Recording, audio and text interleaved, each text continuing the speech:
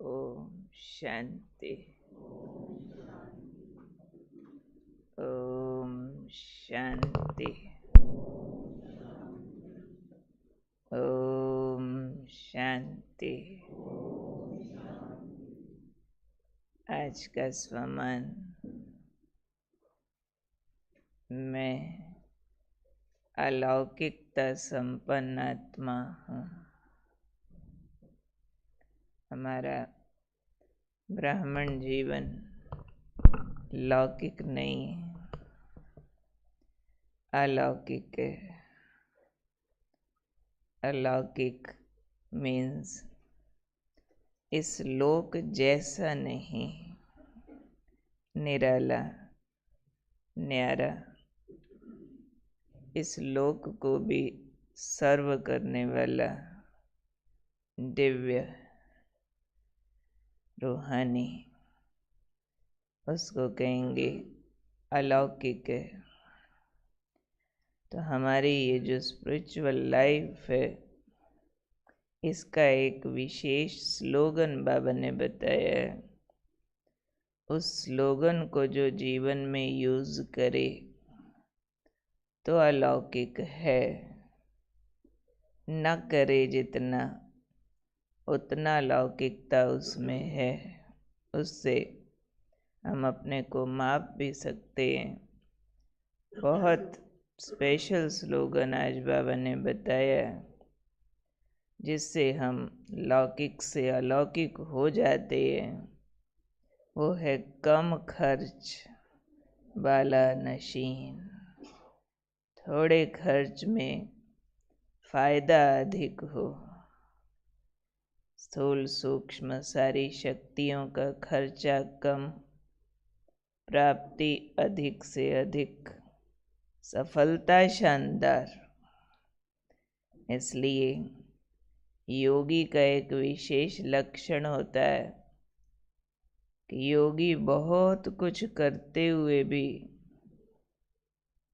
कर्तापन के भान से मुक्त होने के कारण से करता हुआ नहीं दिखता। लगता नहीं है कि ये कोई बहुत कुछ कर रहा है, खाली ज़्यादा दिखता है, क्योंकि वो कम शक्तियों में अधिक काम करने के कारण उसके लिए कर्म खेल बन जाता है। जो काम अपनी शक्तियों से छोटा होता है वो खेल होता है, जो अपनी शक्तियों से बड़ा होता है वो काम हमें बोझ देता है, तनाव देता है। तो कम खर्च में अधिक सफलता हो जाए, ये एक बहुत बड़ी शक्ति है और वो रूहानियत से आती है, अलौकिकता से आती है।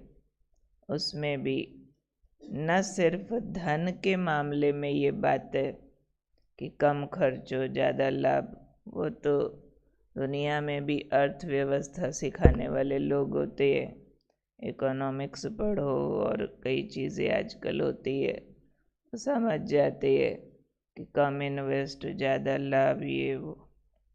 पर यहाँ बाबा ने कहा है कि आपका समय भी कम खर्च हो, बोल भी कम खर्च हो, संकल्प भी कम खर्च हो, उसमें ज़्यादा प्राप्ति हो, तब कहेंगे कि कम खर्च वाला नशीन है। उसमें फिर क्या करना, कम समय में काम औरों से अधिक करो, कम बोल में स्पष्टीकरण अधिक हो, कम संकल्पों में शक्तिशाली बहुत हो।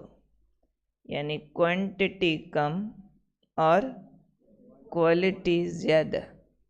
तो ये सारे पे विचार करने की बात है।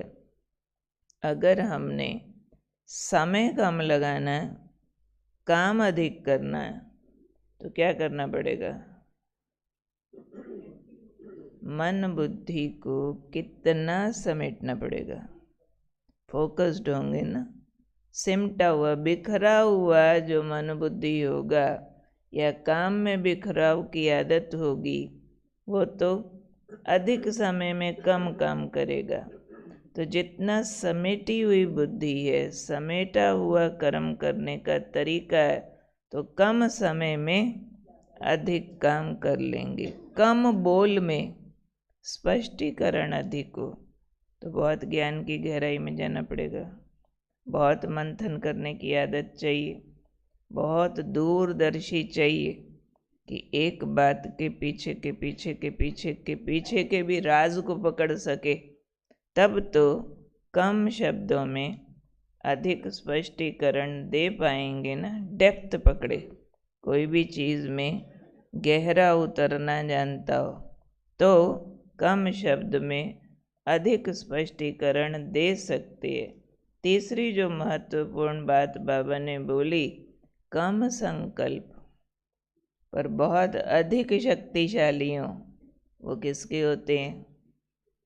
जिसकी एकाग्रता बहुत अच्छी होती है। एकाग्रता अच्छी है तो एक संकल्प की भी गहराई में जा सकते हैं।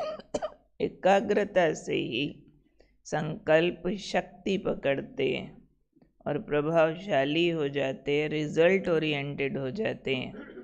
तो हम जो ब्राह्मण अलौकिक आत्माएं हैं, इन अपनी रूहानी शक्तियों के द्वारा कम खजाने खर्च करके अधिक माला माल हो जाते हैं।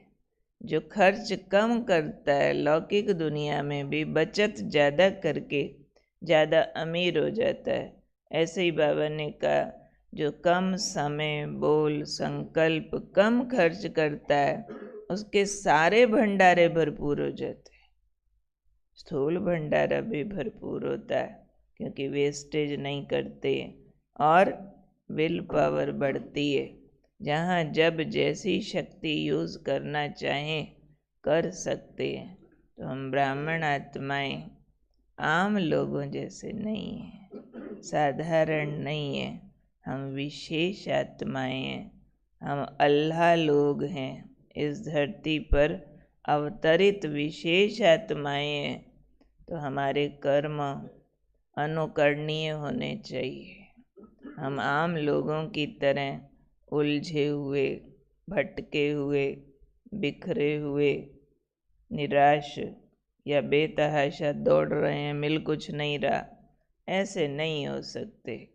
हम क्लियर कट फोकस जानते हैं, हमें मंजिल दिखती है, हमें मार्ग पता है, हमारा गाइड, हमारा उस्ताद प्रबल है, वो हमारा साथ देता है, हमें ज्ञान की कुंजी मिली है, सारे फार्मूलाज हमारे पास है।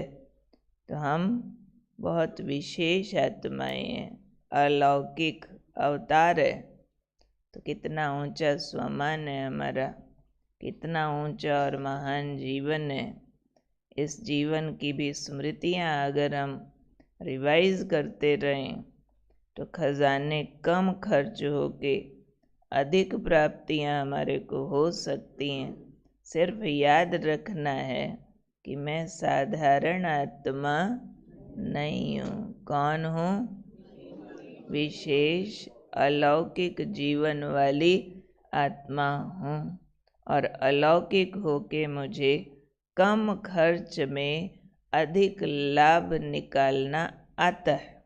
अगर अपने को कहेंगे ना मुझे आता है कम खर्च में अधिक लाभ निकालना आता है बोलते बोलते आ जाता है। क्या करूं, होता नहीं, इतना टाइम लग गया, आता नहीं तो नहीं आता, कर सकते हैं, हो जाएगा, बाबा साथ है, वरदान है, क्यों नहीं होगा, हमारे से नहीं होगा तो किससे होगा। सारा स्पष्टीकरण बाबा ने हमको ऐसा ऐसा इजी करके दिया हुआ है, तो हम ही करने वाले हैं, हम ही कर सकते हैं। तो मैं अलौकिक जीवन वाली बहुत विशेष आत्मा हूँ। कौन हूँ मैं?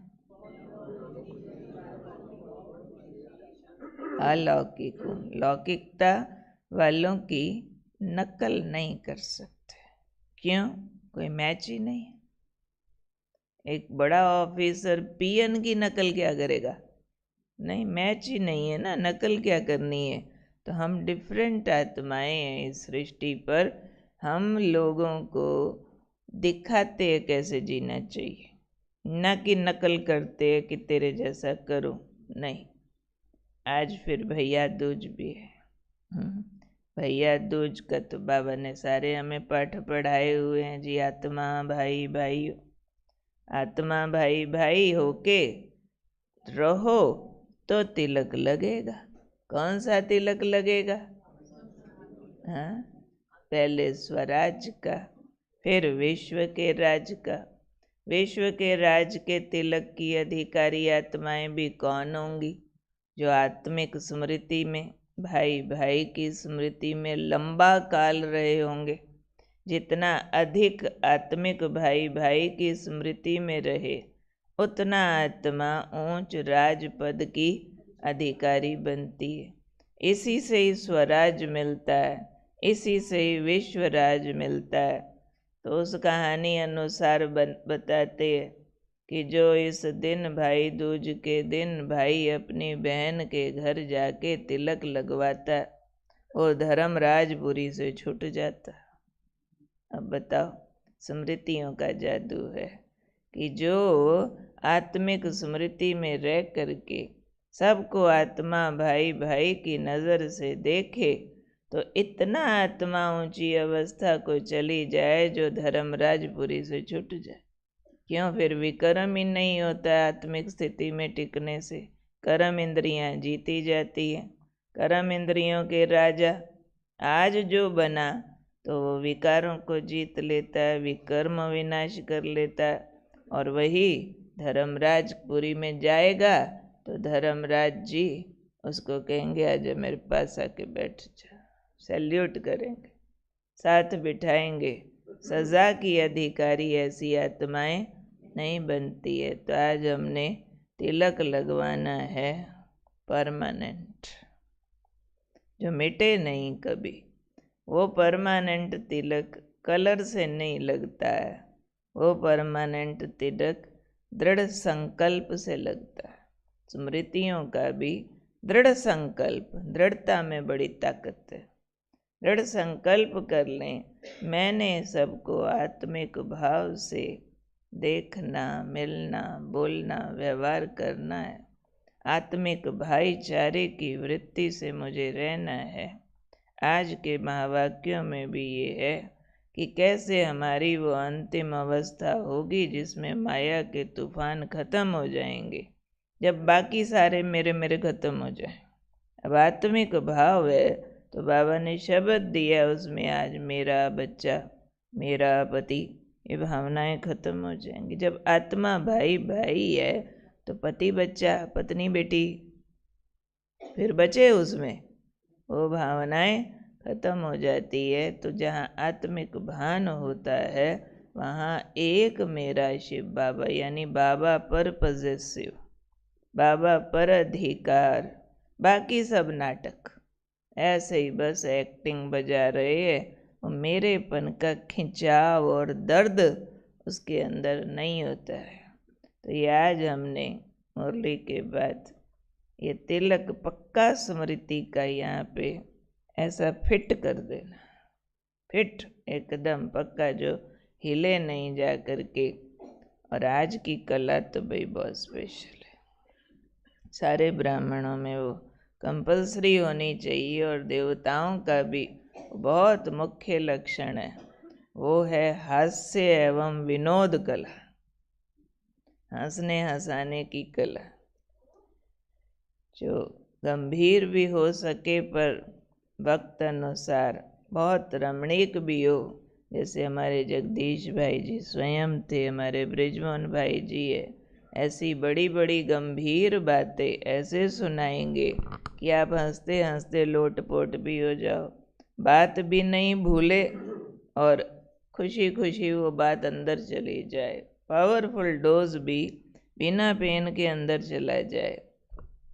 तो ये है हास्य एवं विनोद कला। यूँ तो ईश्वरीय ज्ञान रमणीक है, जिसे ज्ञान की गहराई में उतरना आता है उसके जैसी खुशी और किसी को नहीं होती।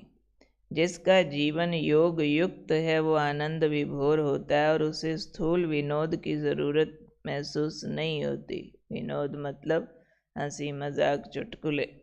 जो ज्ञान से आनंद विभोर होता रहता है, जो दिव्य गुणों के मोती चुगता है और क्षीर ले लेता है तथा नीर को अलग कर देता है, उस सद्विवेकी व्यक्ति को स्थूल हास्य में कोई विशेष रस नहीं मिलता। जो सेवा में लगा रहता है उसका मन सदा मुस्कुराता रहता है। बाह्य मुक्तता पर आधारित हंसी विनोद की आवश्यकता उसे होती है जिसे अभी रूहानी नशा नहीं चढ़ा। तो हास्य और विनोद एक बाह्य मुखी होता है, एक रूहानियत के आधार पर होता है। परंतु जब तक मनुष्य के जीवन में ज्ञान पूरी तरह से रंग लाए और योग उसके जीवन में सुगंधी भरे तथा गुणों में रमण करते करते वो उसके रस में डूब जाएं, तब तक उसे कभी कभी रमणीकता की आवश्यकता महसूस होती है। इस प्रयोजन से व्यक्ति ये महसूस करता है कि वो कोई गीत सुन ले, कोई नाटक देख ले, उसे हंसी की कोई बात सुना दी जाए जिससे कि वो ज्ञान की गंभीरता से ऊपर आकर थोड़ा हल्कापन अनुभव करे। अतः यदि किसी व्यक्ति को ऐसी कला आती हो कि वो ज्ञान युक्त हंसी की कोई बात सुना दे जिससे गंभीर समस्या सामने होने पर भी सुनने वाला खिलखिला उठे, वो कोई ऐसी कविता सुना दे जिससे व्यक्ति के मन में एक नई उमंग जाग जाए, गीत की दो पंक्तियां ही ऐसी गा दे जिससे का मनुष्य का मन झूम जाए और बात को ऐसे चुटकुले में बदल दे कि चिंता व्यक्ति के मन से छूट जाए और उसे ऐसे लगे कि वो यूं व्यर्थ ही चिंता कर रहा है, तब इससे भी काफ़ी सेवा हो जाती है। बात स्पष्ट हुई। ज्ञान युक्त हंसी बड़ी बड़ी बातों को गंभीर से लाइट कर सकती है। इसलिए जीवन में सदा खुश रहने के लिए और दूसरों को खुश रखने के लिए थोड़ा बहुत हास्य और विनोद की कला का आना भी ज़रूरी है। इससे व्यक्ति एक दूसरे के नज़दीक आते हैं, कटुता अथवा नाराज़गी को छोड़कर हंस पड़ते हैं, दुख दर्द को भूलकर एक नई शक्ति का प्रवाह अपने जीवन में महसूस करते हैं और एक दूसरे के साथ तालमेल बनाए रखना सहज महसूस करते हैं। जिन व्यक्तियों के जीवन में केवल रूखापन हो, जो कभी भी अवसर आने पर हास्य या विनोद के किसी भी रंग के प्रयोग न करना जानते हो, लोग उनसे उकता जाते हैं। वे उसके प्रति आकर्षित नहीं होते और मेल जोल को सहज नहीं मानते बल्कि दूर दूर रहते हैं।